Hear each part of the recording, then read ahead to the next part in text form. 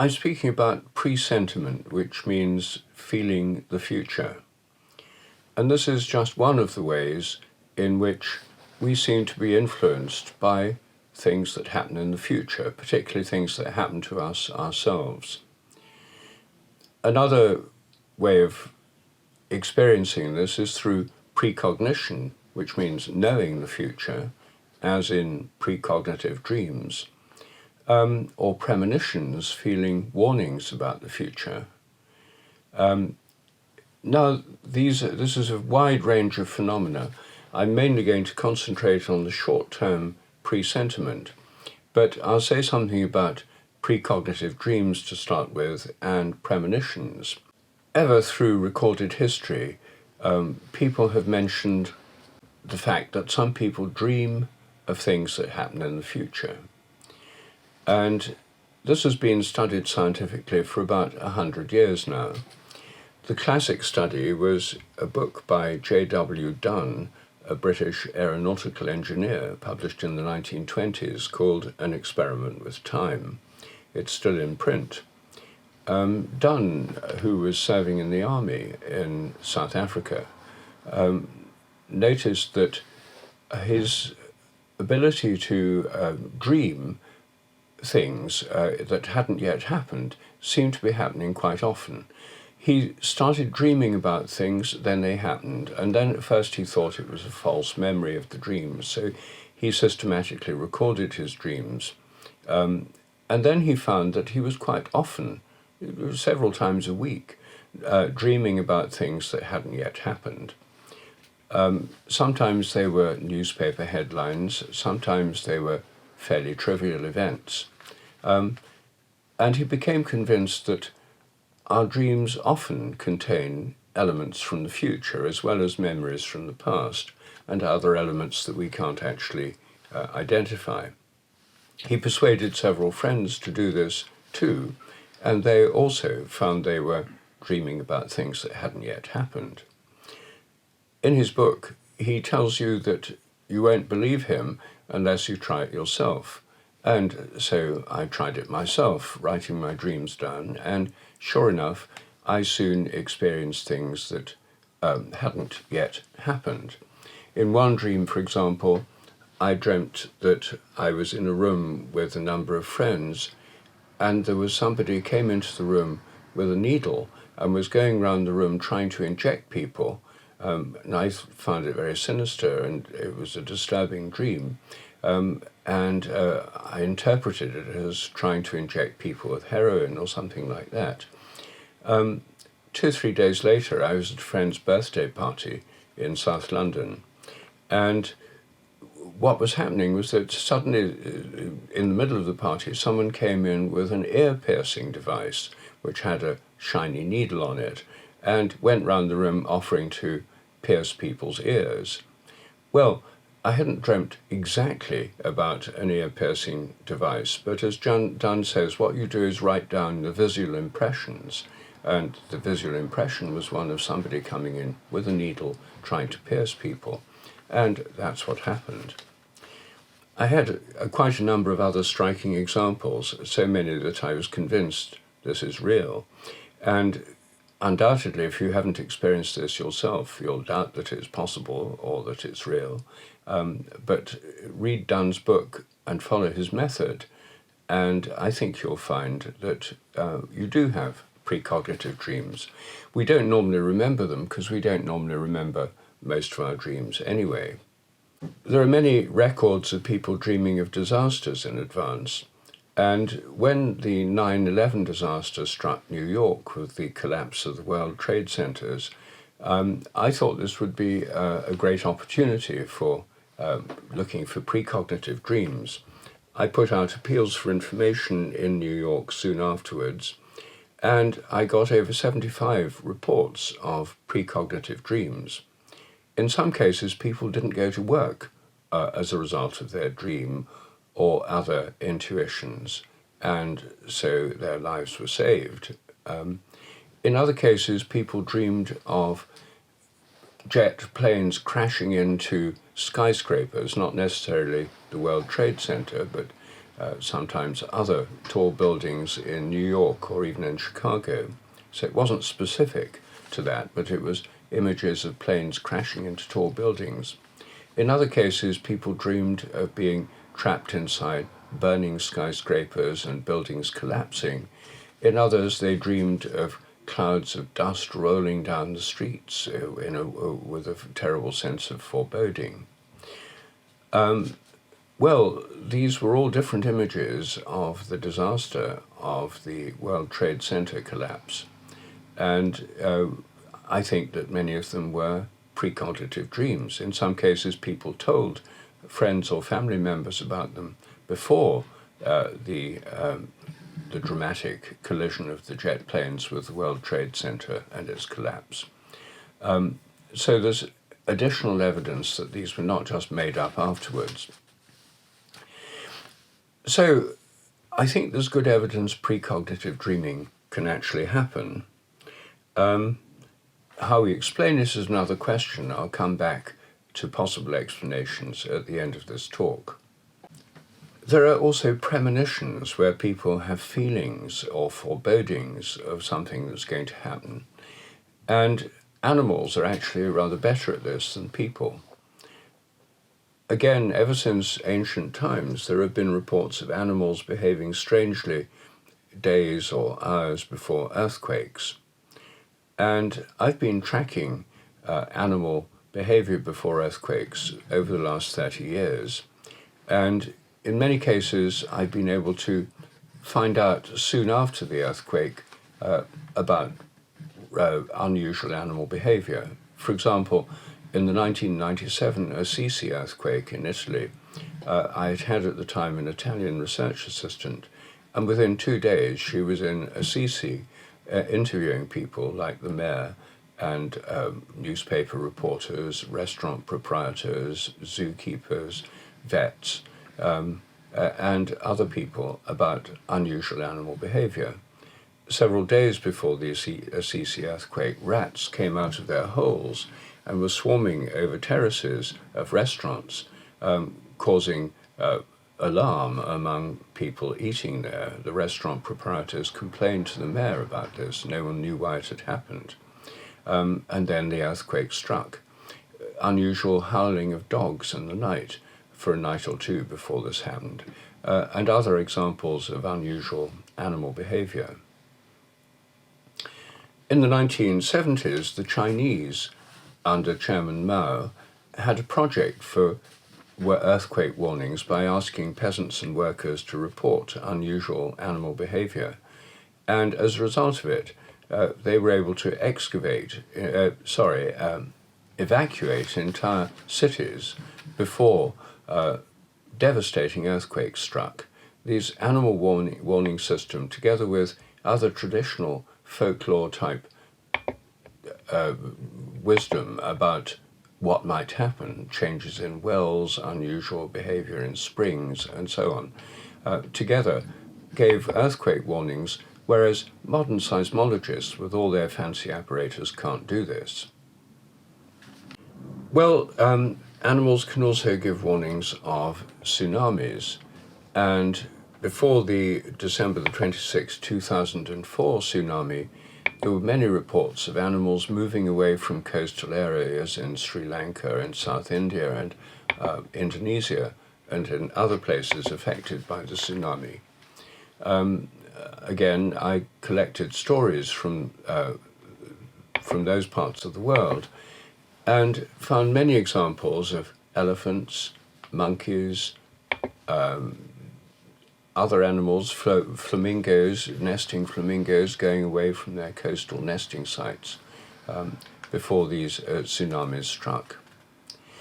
Now, doing research on these phenomena is complicated by the fact you can't actually predict very far in advance when tsunamis and earthquakes are going to happen, and in fact, animals give the best prediction available. So you just have to wait and see what would happen. And there haven't been many scientifically documented studies. One unusual one happened in Italy a few years ago when there was a major quake in Italy. An Oxford zoology student, a graduate student, was doing a study on the mating of toads in a lake. And she was documenting day by day how the toads came to the lake to mate. And then in the middle of the mating season, for several days, there were no toads. This had never been observed before. It was very surprising and puzzling. She told her supervisor at Oxford University, the records clearly show there were no toads. And then the quake struck. So here's, and they didn't start mating again until several days afterwards. So here's a particularly clear-cut example where there was continuous observation going on, showing this change in behavior. Not only earthquakes and tsunamis lead to animals picking up that something is going to happen, but also avalanches. I did a study with the help of a Swiss friend, Theo Itten, who carried out surveys in Switzerland and Austria in relation to avalanches. And there it's common knowledge that animals behave strangely soon before an avalanche and in effect give warnings of avalanches. So that's another kind of natural disaster which leads to animal premonitions. They also happen before man-made disasters like bombing raids in wars. And in the Second World War, I've received many reports of people in Britain who were alerted to when there was going to be a bombing raid long before the air raid sirens went off, because their animals behaved strangely or behaved in such a way as to indicate to them that the raid was about to happen. The animals gave warnings an hour or two in advance. The air raid sirens were usually much sooner before the air raid than that. And you might think, well, they just heard the bomber planes coming, but actually they couldn't have heard them an hour or two in advance. They would have been too far away. And also there were many planes in the sky. They wouldn't have known if they heard a plane that was 2 hours flying time away that it was going to bomb their particular town or city. So this seemed to be a premonition of an actual bombing raid locally near where they were. I received many of these stories from people in Britain, which I collected about 20 years ago, when there were still many people alive who remembered the war. And then I did a similar collection of stories in Germany and found very similar kinds of stories. I'll just give one example of a warning. Well, two examples actually. They're both very good ones. And this is from a German woman called Dagmar Kessel, who had a parrot, or at least her friends did. During the wartime year of 1943, I stayed with acquaintances in Leipzig. They had an old parrot. Suddenly, about 9 p.m., it was extremely upset in its cage, lifted its left wing, and called da oben, up there. It even looked up, and nobody could get it quiet. I was surprised and asked my host what it was all about. He always does that before an air alert, the lady said. Usually 2 hours in advance. That same night the Tommies really came. They destroyed the Crystal Palace. So that's one example. Another example from Germany is one of the most moving of these stories, because it is so sad in a way, but amusing in another way. An Austrian sculptor, Heinz Pettery, was arrested during the war for his undiplomatic words and deported to Bochum in the Ruhr to defuse unexploded bombs. He lived in a small room in the tower of the police administration building. From his window, he used to watch the pigeons that lived on the roofs, and he noticed that the birds often flew away suddenly, all of them, and half an hour later, at the most, the bombers came. Afterwards, the birds came back. This was repeated many times. He used this knowledge to warn his comrades and superiors of impending raids, and his predictions repeatedly proved to be accurate. But when the Gestapo heard about it, He was arrested once again under suspicion of being a spy in contact with the enemy. These are, and this is all discussed in my book, Dogs That Know When Their Owners Are Coming Home, which deals with telepathy, premonitions, and the sense of direction, three major areas of unexplained animal behavior. This kind of thing has happened more recently. During the NATO bombing raids on Serbia in 1999, animals in the Belgrade Zoo were behaving very strangely, well in advance of the bombing raids, long before they could have heard planes coming.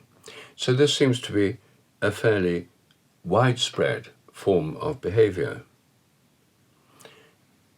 There are also many examples of animals that give warnings of impending disasters to their owners. In one case, a woman was about to go out to work as usual one morning, and for some reason her dog just wouldn't let her go. It kept barring the way, tried to stop her leaving the house. And she left anyway, and soon afterwards was involved in a very bad car crash. In another case, a woman was riding a horse and it refused to go through a gateway, and it absolutely refused to move. And shortly afterwards, a large branch of a tree fell off, which would have hit them if they had gone ahead as she'd intended. There are also many examples of animals that give warnings of medical problems. The best known and best documented is with epileptic seizures. Many people who suffer from seizures find their life very curtailed because they don't want to be out and about in a public place when they're overcome with an epileptic seizure. And some people who have that problem have seizure alert dogs, specially trained dogs, that give them warnings up to half an hour in advance before the onset of a seizure. Typically, the dogs will herd them to a safe place and get them to sit down or lie down, and then sit and keep guard over them. Some dogs do this spontaneously, but there are some charities which now train seizure alert dogs, and they make a huge difference to the lives of people with epilepsy. Again, nobody knows how they do it. If it was just a simple matter of twitches in the body or even electrical signals from the brain, it would be possible to develop a seizure alert device. But nobody's yet found out how they do it, and I suspect it's another form of premonition or precognition. Now, when we turn to human presentiment, this has been studied by parapsychologists like Dean Radin at the Institute of Noetic Sciences. And what this shows is a short-term, very short-term, over a matter of seconds, of changes in physiological state before some emotionally arousing event. And this is called presentiment, or feeling the future. In Dean Radin's experiments, subjects sit in front of a computer and pictures come up on the screen at intervals. When they feel relaxed and ready, they press a start button, and then after about 10 seconds, the computer selects from a large pool of photographs and pictures a picture at random, which then appears on the screen in front of the subject. Meanwhile, they're being monitored for emotional arousal by electrodermal skin response with electrodes attached to their fingers, like in a lie detector. This measures emotional arousal. When you're emotionally aroused, there's more adrenaline, you sweat, and that changes the skin conductance. So it's a very sensitive way of measuring emotional arousal. Now, not surprisingly, when people are shown emotionally arousing pictures, either hardcore pornography or scenes of extreme violence, they're emotionally aroused. This is well known. It's been studied by psychologists for a long time. It's not surprising. But what Dean Radin and his colleagues found is that this emotional arousal begins at least 5 seconds, and in some cases up to 15 seconds, before the stimulus appears on the screen.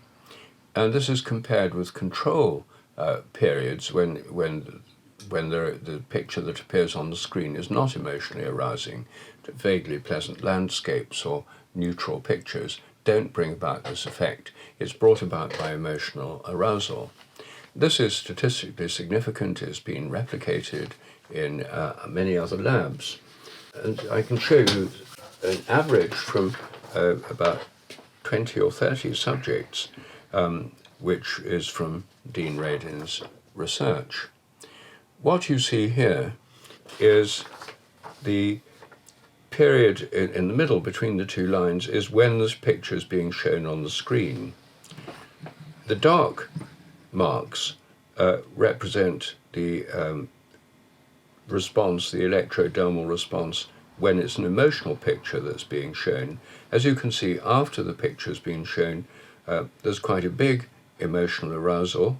For calm pictures, which are not arousing, which are the unfilled, the open circles, the response just falls off and doesn't show any particular effect other than a gradual decline after the picture's been shown. But if you look at the period before, you'll see that before the emotional picture, there's a very significant difference in arousal as measured by the electrodermal response compared with the control. This can't possibly be because they picked this information up by any normal means. The picture was selected at random by the computer a millisecond before it appeared on the screen, so nobody in the world knew it was going to be an emotional one as opposed to a non-emotional picture, and yet they were responding. It's as if the emotion had a kind of pre-echo before the emotional arousal. They were already getting emotionally aroused. Now, one of Radin's colleagues replicated this work, Professor Dick Bierman at Amsterdam, at the Free University of Amsterdam, and he invited me to be a subject in some of these experiments. And I was very happy to see what it was like for myself. I was completely unaware, consciously, of what kind of picture was going to appear. But during this test, I did notice that the violent images had very little effect on me. I think that's partly because, as a biology student, I did a lot of dissection, and for some reason the pictures they showed, they didn't affect me, but the erotic images certainly did. And the result of my experiment with Dick Bierman is shown here in this graph. And what you see here is in the middle of it, where the stimulus is a black line with an arrow showing when the picture was shown. The blue diamonds with the calm pictures, the control, and you see there's not much change. It falls off a bit after the stimulus has been shown. The yellow ones are the violent pictures, which again showed very little effect. But the red are the erotic ones, and as you'll see, the erotic response occurred very significantly before the stimulus was shown. The electrodermal response was very significantly different from that in the controls. So just in this particular experiment, with just me as a subject, it already shows this effect. You don't need hundreds and hundreds of subjects. This was a clear-cut effect with just one subject, me, with no previous training or anything like that. So I'm pretty convinced myself, especially having taken part in this experiment, that this is a real phenomenon. There is a kind of pre-echo of emotional arousal. This could play a role in all sorts of real-life situations. For example, if you were a jet pilot and you were flying along supersonic speed, you've got very little time to react to an impending disaster. And say you were suddenly being approached by some other plane flying towards you, you had to react suddenly.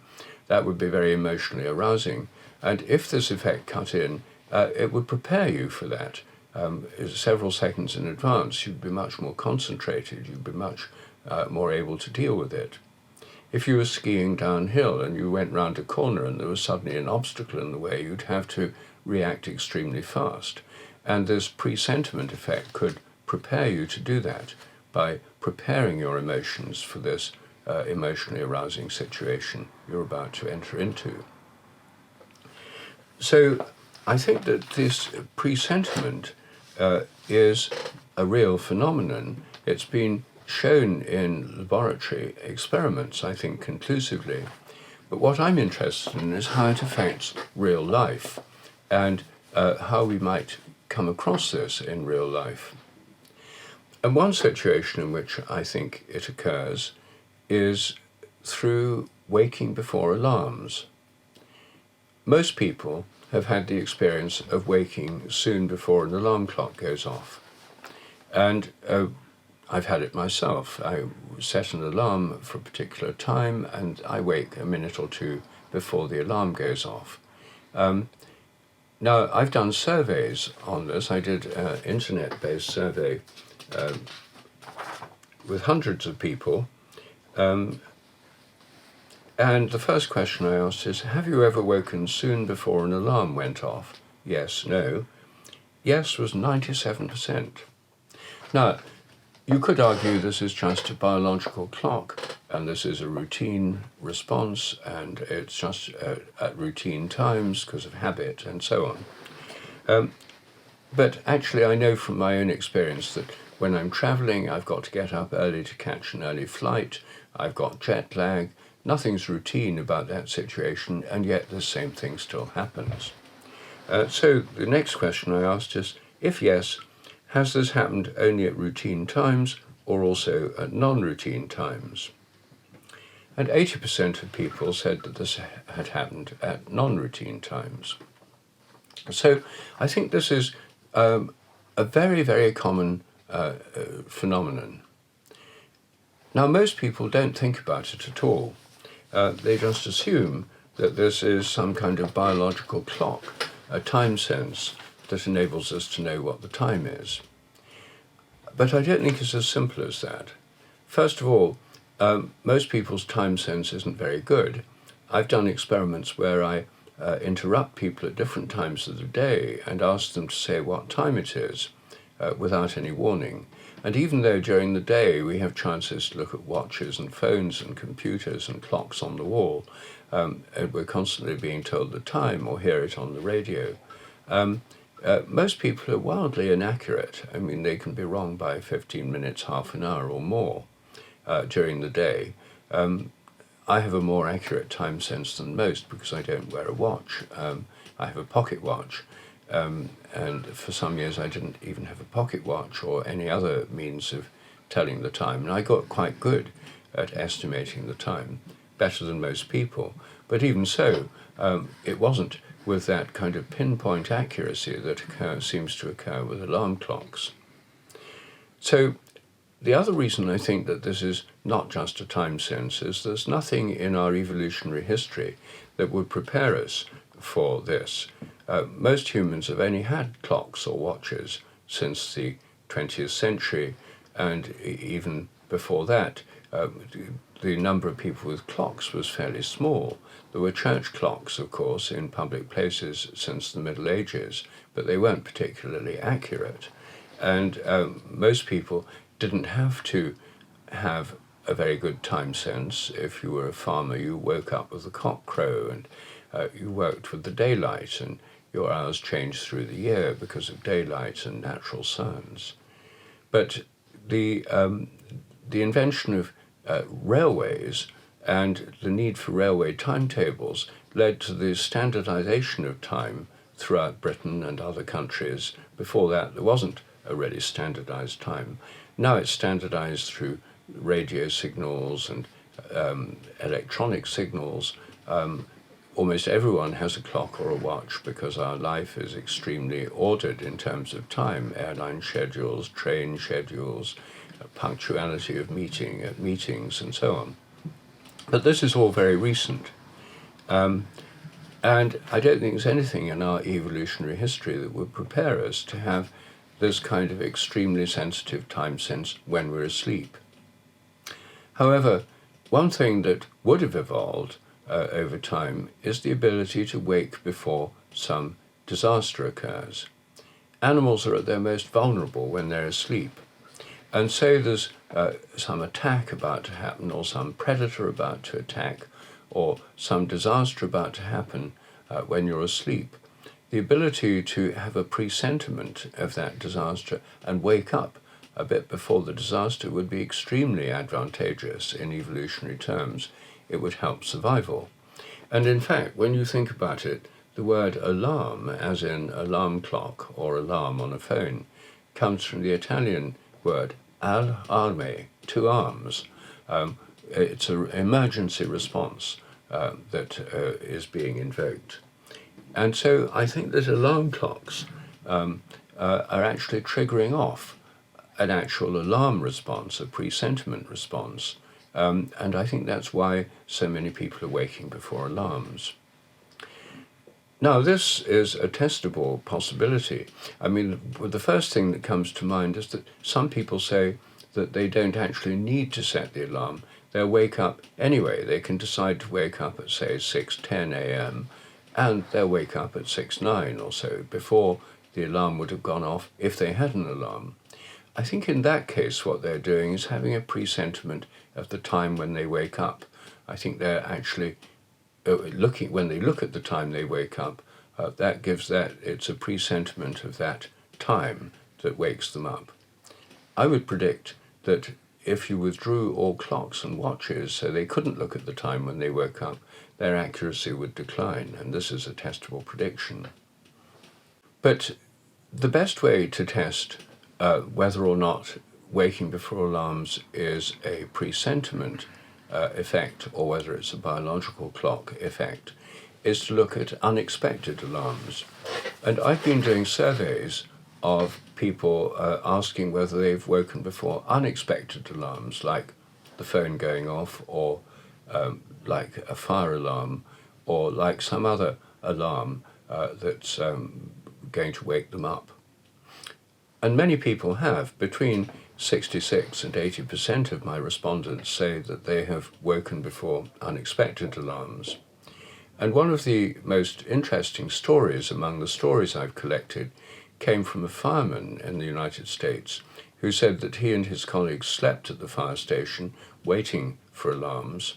And he got to the point where he would just wake a minute or two before an alarm went off. And he'd already sat up from his bed where he was sleeping and got his boots on when the alarm went off. And those were quite unpredictable alarms.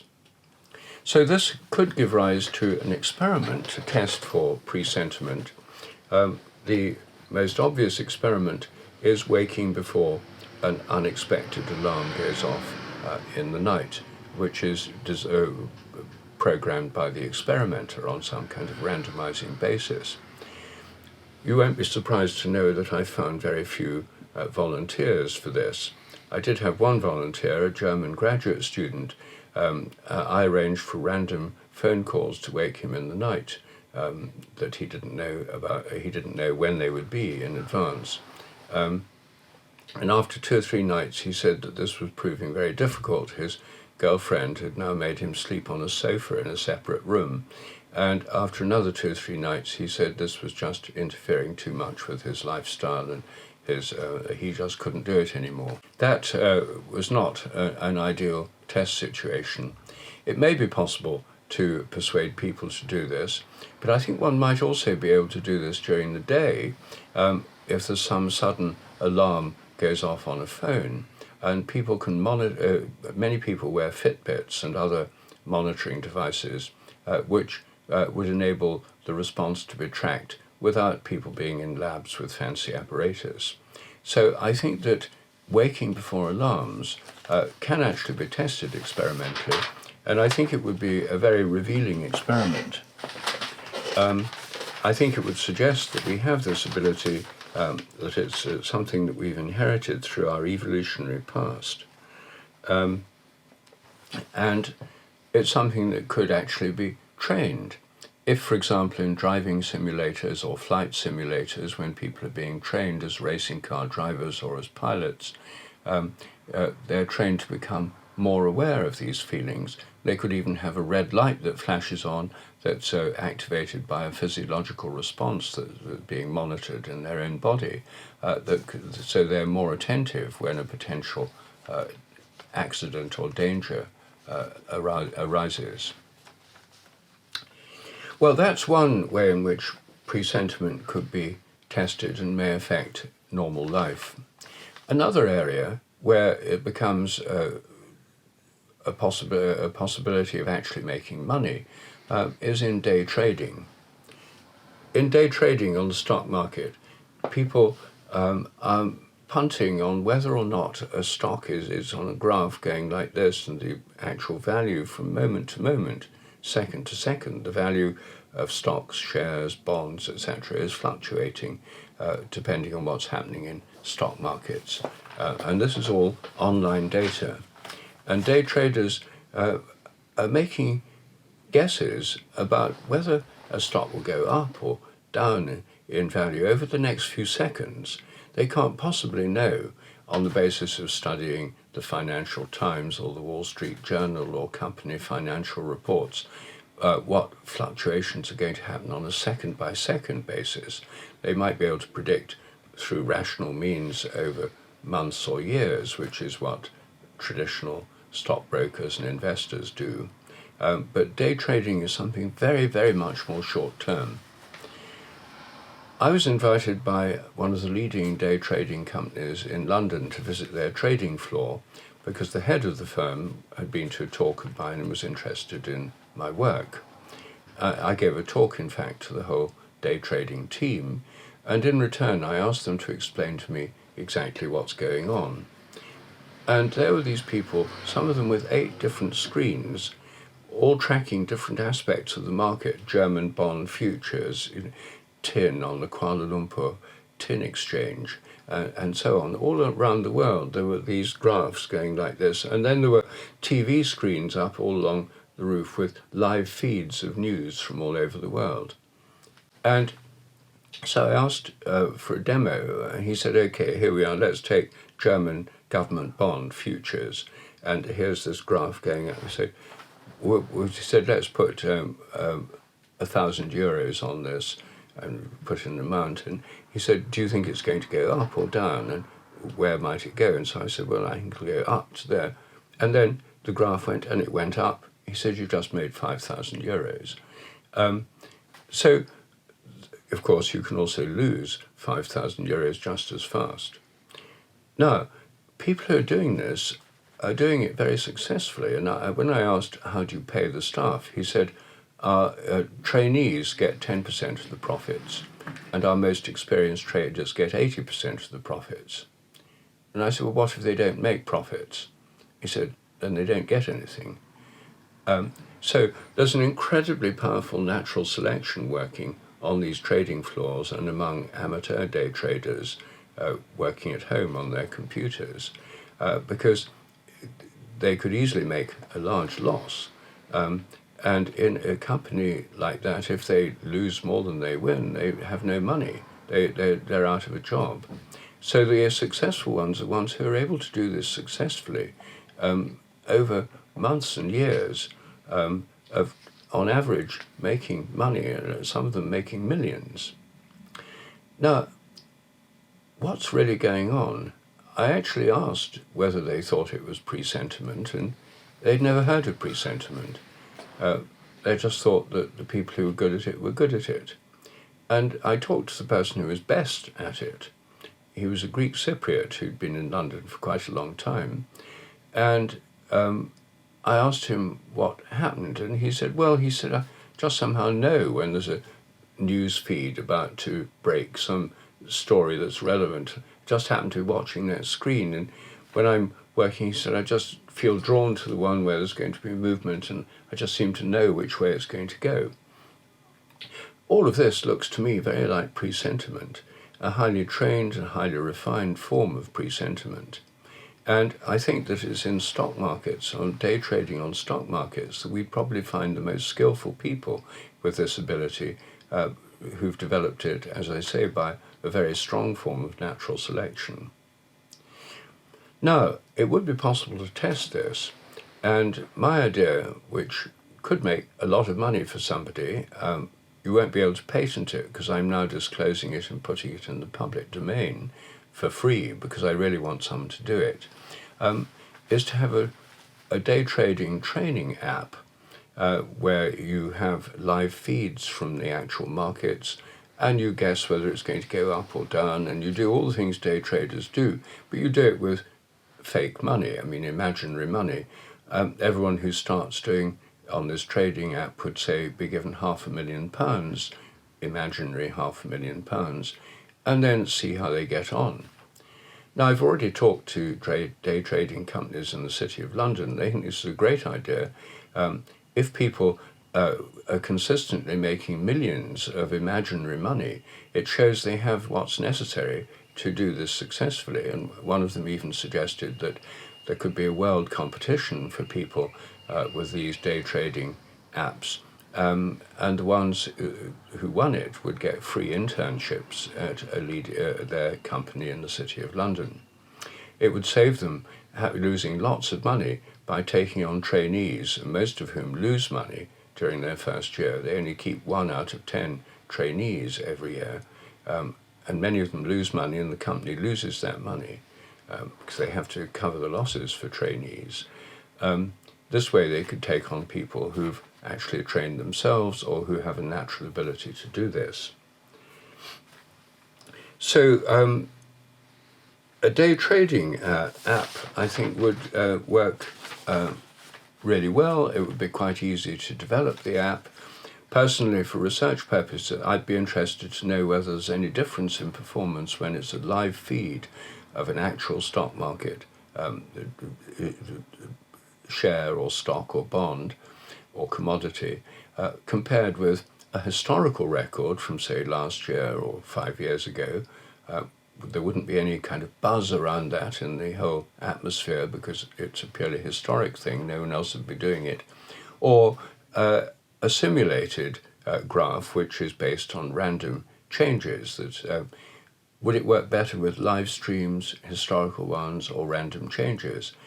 It's possible as a presentiment effect it would work equally with all three, but there might be some extra boost from the live streams because so many minds are engaged. There's some kind of electric buzz around that in real time. I dare say that people could make training apps and charge people a lot of money for training on them because anyone who really did trade in this skill really could make millions. Well, you might think, well, what about betting? What about online gambling? Why don't people make millions there? And in fact, this is one of the arguments skeptics often raise against the reality of phenomena like presentiment. They say, well, if this is such a great thing, why don't people make millions? Well, the answer is, on the stock market they do, but with online betting or with casinos they don't, because the casinos and the online betting people have algorithms to spot people who are consistently winning, and they then either ban them from their site or reduce the stake they're allowed to bet to £1 or something very, very small. And then the people then re-register under a different name, and the algorithms try and catch them and ban them before they can cause the company to lose any money. With stock markets, there's no restraint. With betting companies, they're stacking the odds against people with this ability deliberately, otherwise they'd go out of business. These are areas of research that are very little explored, and basically there are three kinds of experiments that I think what I've talked about could suggest. First is an app to track, to predict earthquakes based on animal behavior. It would be possible to develop an app which anyone anywhere in the world could use. Obviously people in earthquake-prone areas would be more interested. If they see unusual animal behavior, they just put it in the app with 1 or 2 details, make it very simple. Then, using something like Google Maps, if there were suddenly lots of reports from near Lahore, Pakistan, or near Thessaloniki in Greece, or somewhere else in the world, the map could sort of glow red, as it were, and more intense depending on the number of reports. And these could actually be used as the basis of an animal-based earthquake warning system using existing technologies, an app on existing smartphones. Secondly, there could be tests to see whether people respond before alarms, as I mentioned, either when they're asleep or when they're awake. And these could employ apps that depend on Fitbits or other monitoring systems that many people are wearing anyway. And thirdly, there could be a training app for day trading, which could enable people to make millions of pounds, dollars, or any other currency. So there's a way forward scientifically. But then, of course, there's the question, how does this work? And the answer to that is nobody knows. One possibility, which some people who are into quantum theory talk about, is that in quantum theory it's possible to interpret some changes as causation working backwards in time, retrocausation. And of course, as soon as you talk about retrocausation, you get into a realm of science fiction. There are many science fiction stories that imagine what could happen if you could reverse the order of causation. You could intervene in the past and change the course of history, and so on. Personally, I think those are of moderate interest, but not really that much interest, because I don't think we can reduce consciousness to quantum phenomena. That's an ultimate reduction, to reduce a highly complex system to something the smallest possible units of change in physics. So quantum is the smallest possible unit of change. It's sort of ultimate reductionism. Another possibility, which I myself am interested in and think more plausible, is that the present is not a finely defined slice. Our minds are not working in the present in terms of a microsecond or a nanosecond. The fact that a cinema works when you see a series of what are essentially still frames, and when you see them projected in the cinema, it looks like continuous motion, is because our presents are extended in time. They're not instantaneous slice. There's a spread.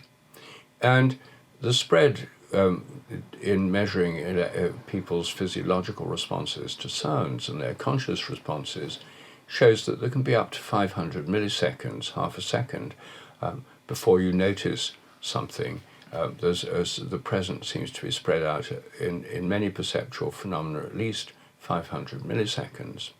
But what if the present, for certain events, is spread out over hours or days? Everything in nature is made of wave-like patterns.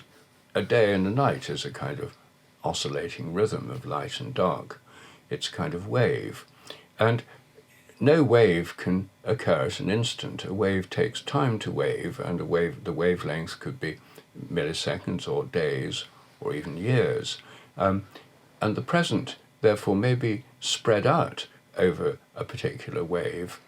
And if it's spread out, there's no reason to believe that all the spread out would be in the past, that there'd be a wave spread out, and then you get to the present. There's an instant cut-off at this point. If the waves, here's the present, if the waves spread out through the present, then the future would be part of the wave as well as the past. And so what appears to come from the future, as in presentiment or a precognitive dream, may be part of a kind of extended present. Well, that's just a speculation, and you may think it's just playing with words. But personally, I'm not that bothered about what explanation we prefer. I think the most important thing is to find out whether these phenomena actually happen, which most people believe they do because they've experienced them, but which dogmatic skeptics say they can't because they go against their conception of nature through mechanistic science. So I think it's much more important to carry out the empirical research and find out what's happening, and also how we can apply it. And then, if it's clear to everyone that these things are real, a lot of theoreticians are going to want to try and find explanations, but I think it's better to find the explanations afterwards when we've got more facts than delay examining the facts because we don't have an explanation in advance. So this is an open question, and here are ways in which the question can be answered experimentally through animals and earthquake prediction, through arousal before alarms or other arousing stimuli, and through stock market day trading apps that, if successful, would enable people to make lots of money, which for many people would be the ultimate proof of something's reality.